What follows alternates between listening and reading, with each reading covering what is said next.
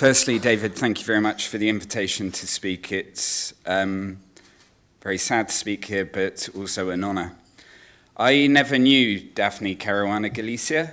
I've worked with her sons.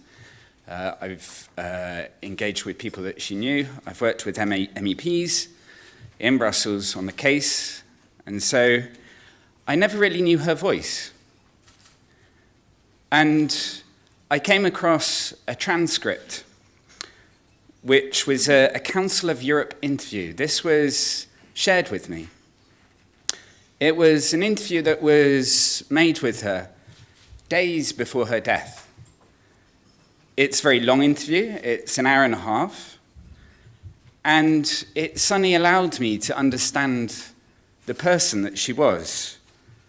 It gave me an insight into her natural voice, how she spoke, her life, her jokes, her take on journalism. And that, to read that, it is very touching, but at the same time, I was very distressed to really, in her own words, to hear about the hate campaign in such great detail, the hate campaign that was orchestrated against her. She spoke about the harassment, the family dogs being killed, the attacks on the home, the libel suits against her, the cyberbullying. The Committee to Protect Journalists is joining other press freedom organisations, and we're calling for a public inquiry which will take place at the same time as the criminal inquiry, and will look into the circumstances around her death.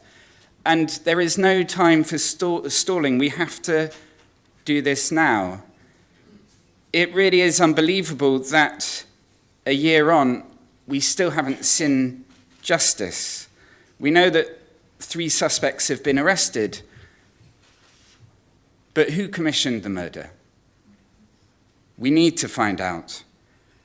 I don't understand why the police couldn't go back to this transcript and look at what Daphne had said and use the information provided by the journalist herself about her work, the government officials that she was investigating, and the campaign of harassment against her. Another point I want to make, which is very concerning, is, I guess, the almost societal discourse around the role of journalists. And this discourse in Malta sometimes almost reaches international audiences, that somehow she was to blame for her writing, or even worse, that she had it coming, or even worse, that she deserved it. These attitudes are very dangerous. It has a chilling effect on journalists. It is clear that it is never acceptable to harass someone because they have a different opinion, and it doesn't matter how they write that.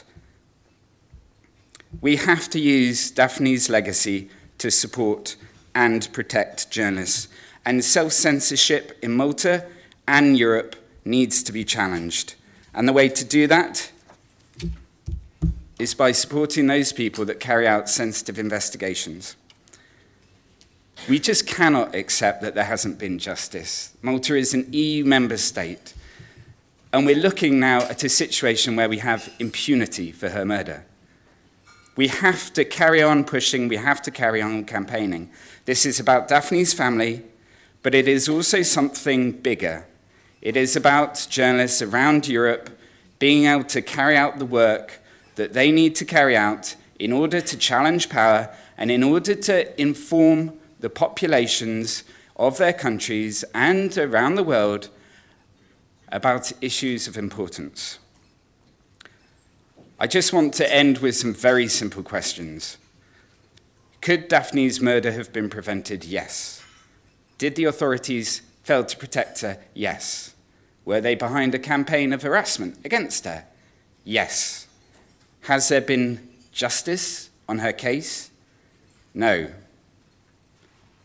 The Committee to Protect Journalists will carry on fighting for justice with other press freedom organisations. We're not going to give up until we find out the truth. and until all the perpetrators have been prosecuted. Thank you.